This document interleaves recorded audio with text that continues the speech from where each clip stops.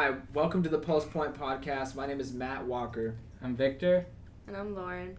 And today we're going to be talking about regulations in school with fighting. Alright, so Matt, what do you think about it? Well, based on... Actually, first just run them through, like, kind of what it is. Yeah.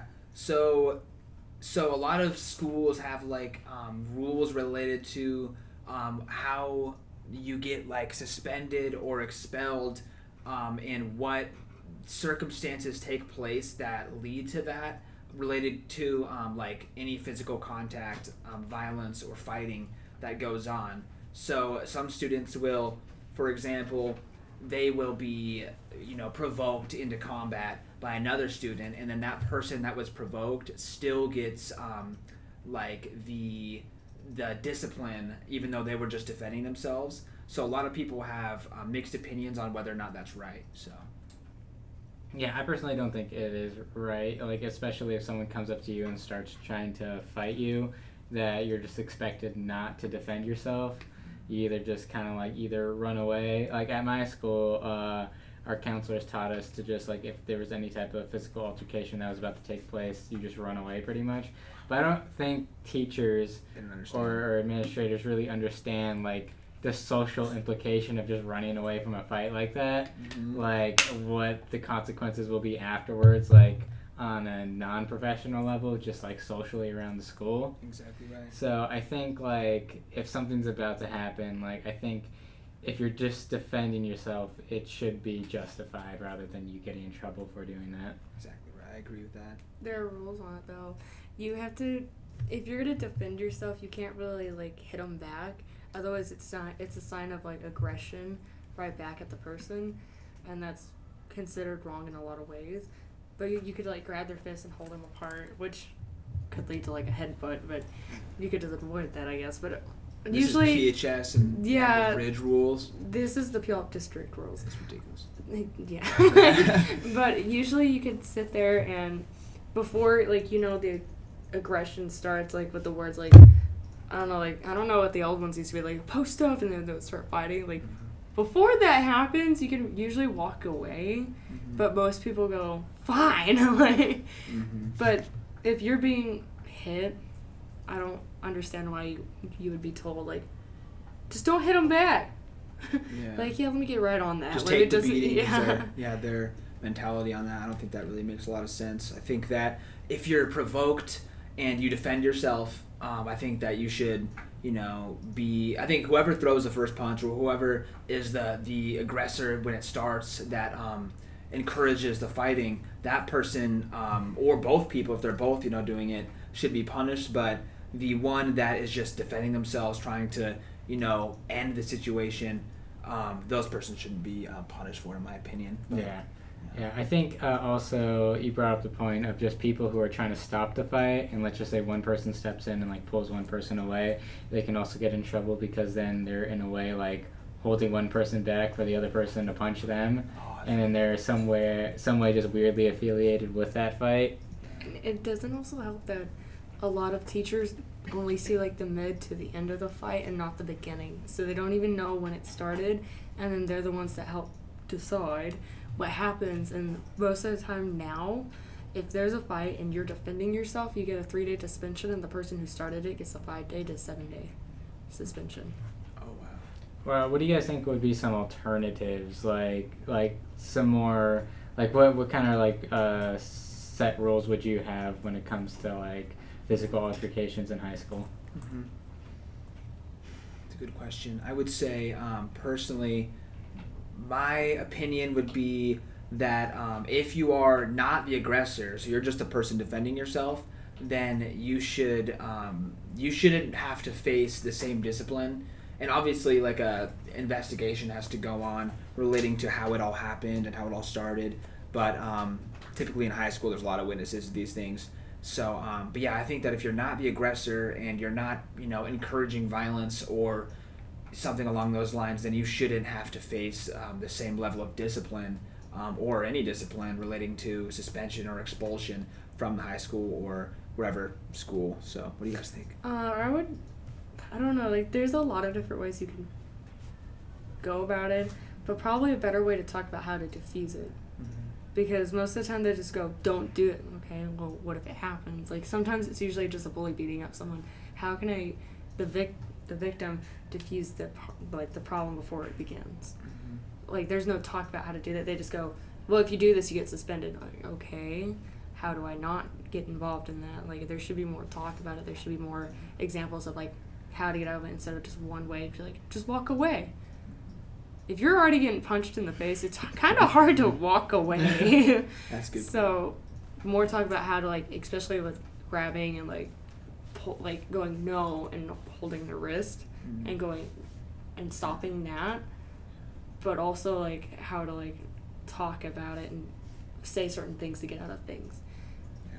So, like, they go, like, post up, you want to fight, you're just a coward, blah, blah, blah. And then even the littlest thing you can say can trigger them, and then you're getting punched in the face. So how to diffuse that would probably be helpful. Yeah, I think that, like, teenagers and stuff, too, they also have, like, it's, like, a cool thing to get in fights and whatnot. I think that that should be, like, something that, you know, is discouraged. I think that it also has to come at some level to a social thing where it's like, okay, kids shouldn't be thinking that this stuff is cool or this is how men or adults settle problems, because it's not. So, It doesn't really help that teachers go, don't do this, it's not okay. Like, then kids are like, bet. Like, exactly right. Yeah, rebellious. But what do you think? You know. I mean, I personally think that, like, if whoever starts the physical altercation should be the one who gets the repercussions. Like, if you're the one to throw the first punch, I think you're the one who starts the physical aspect of the fight. So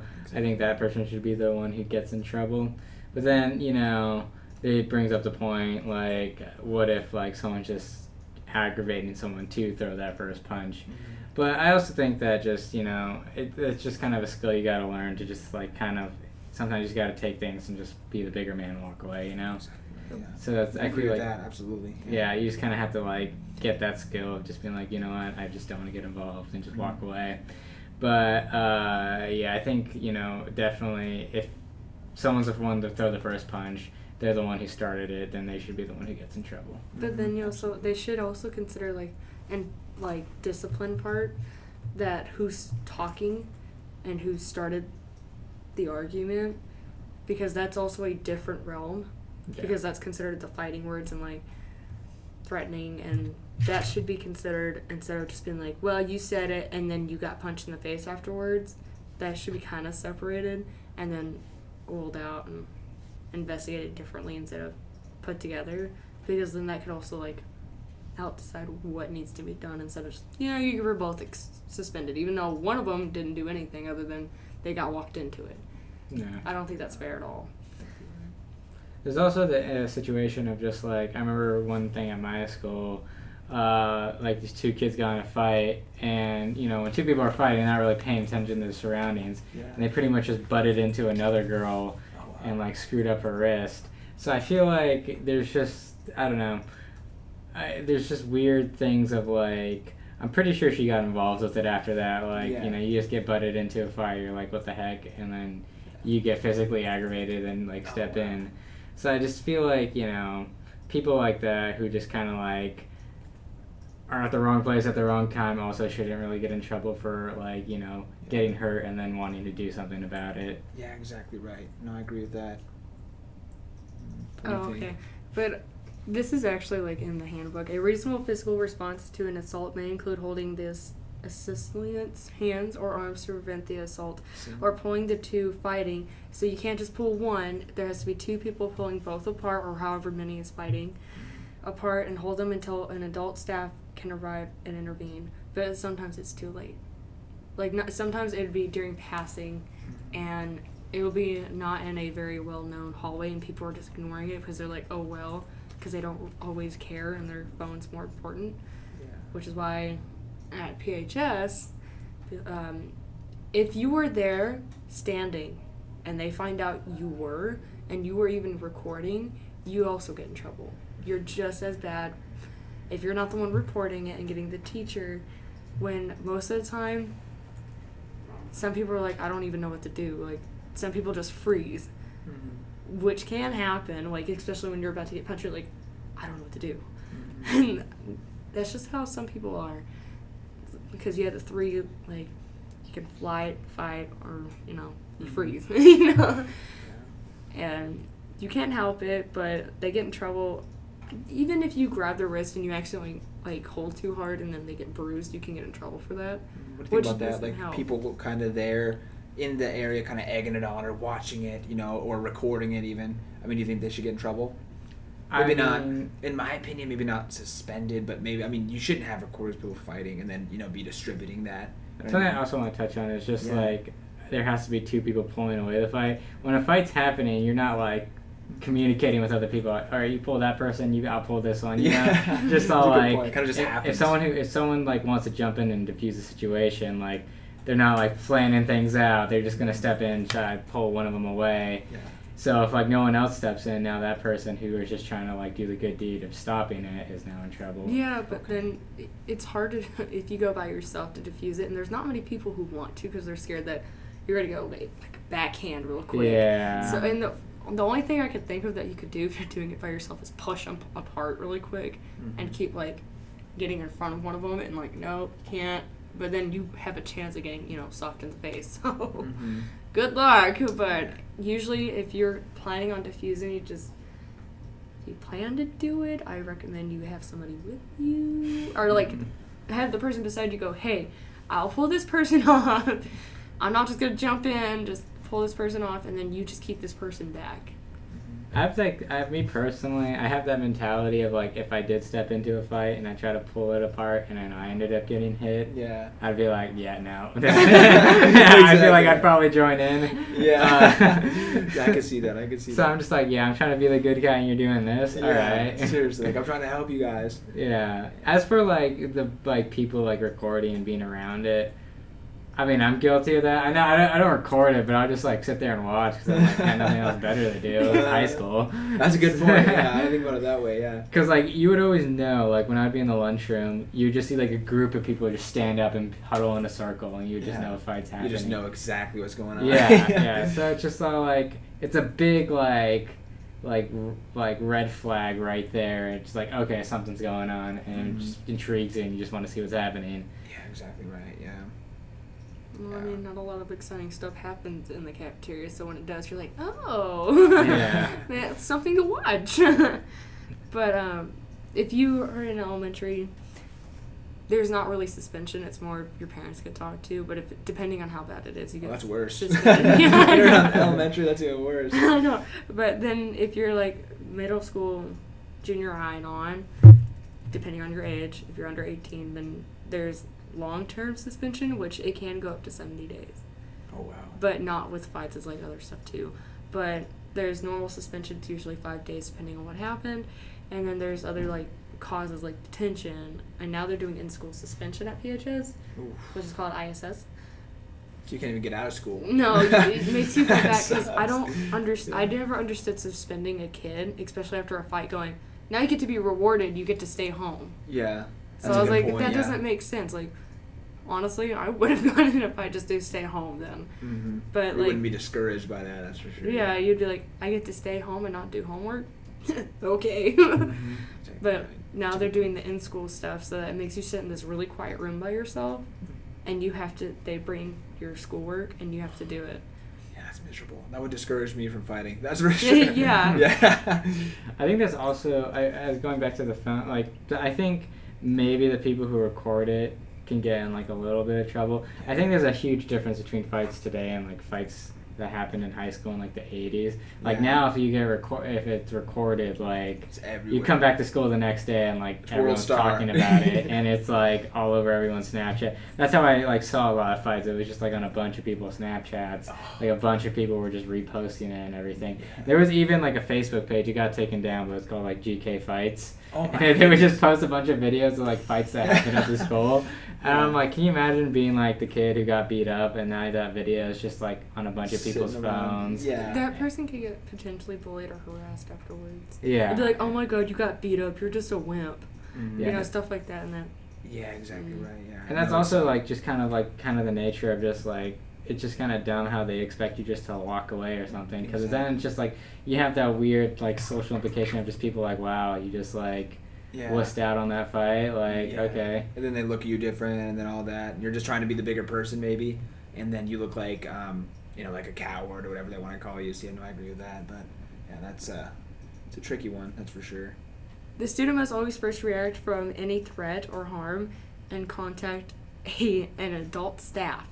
That's not always possible. Like, there's portables, and then you're in the classroom, and then you're outside. Mm-hmm. And then, how are you supposed to go get someone when you're like, like you're just so stuck? A person that is in the situation that they might get in a fight now has to exit that and go find an adult. Is that what you're? That's you're saying? what's starting to stay. Interesting. And then assistants. It's even worse than running away. Yeah. So now you're a tattletale. That's even Yeah. worse. Or the snitch. Yeah, or snitch or whatever. Yeah. But they handle that too. But I feel like if you told the teacher and got that person in trouble, then you're at risk outside of school getting beat up. Yeah. but they Exactly also right, discipline that too. If any teacher or staff member finds out about it, then it's brought up because it has happened before. Like, okay, so PHS has a campus, right? And then right across is this coffee shop. That's considered off campus. So there was a fight there, but then it had to be brought back because, 2 students got hurt. And then it had to be brought to their attention. It does involve students and that they do go to that school the next day. So it still has punishment, but it's a little bit different on how they have to handle it though. Mm-hmm. That does seem weird to me. It's just like you're getting in trouble off school time and off school campus. Yeah. But I understand it. Yeah, they're You're trying to still discourage beating, a some student, kids, Yeah. Mm-hmm. It's your peer. It's one of your peers that you go to school with. I mean, I wouldn't recommend ever using violence. I mean, Yeah. words hurt more than a punch ever could. So, not saying you should do that. Mm-hmm. I'm just saying, if you don't got anything nice to say, you better keep it to yourself. Yeah. Any final thoughts on the topic? Final thoughts. I would say I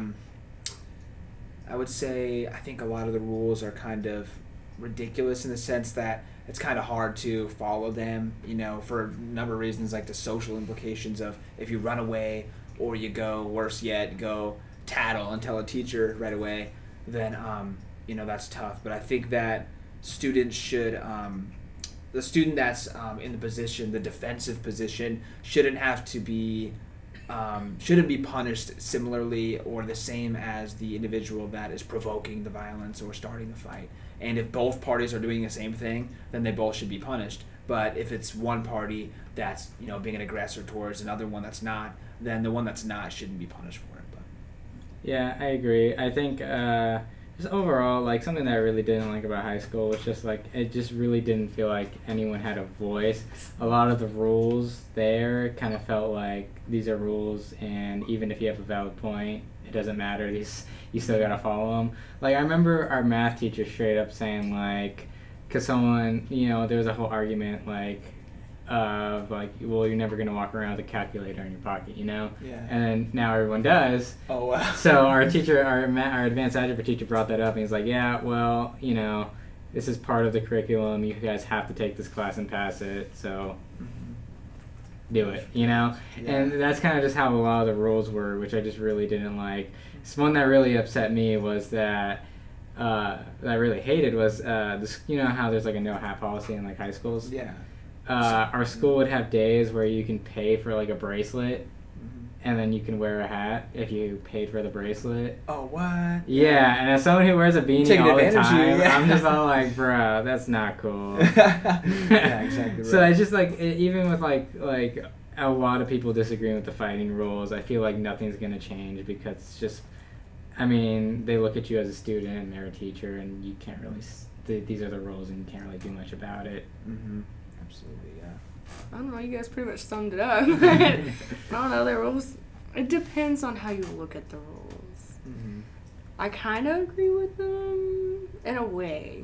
Mm-hmm. But if, again, you're being beat up, like, no, don't hit me, stop, please stop. Yeah. You can't really, that doesn't really do anything. They're just like, fine, you're being a coward, like, and then you get hit more. So, do what you gotta do to get out of it, but especially if it's like one person and then there's more than one, I'm not gonna say it. Yeah, just tell him to stop. We're like, get your butt out of there. Do something. Kick, scream, something. I don't know. All right. Thank you for watching this episode of the Post Point Podcast. Join us next week. Not 100% sure on the topic, but yeah, thank you all for watching. Thank you. Hey. All right, good.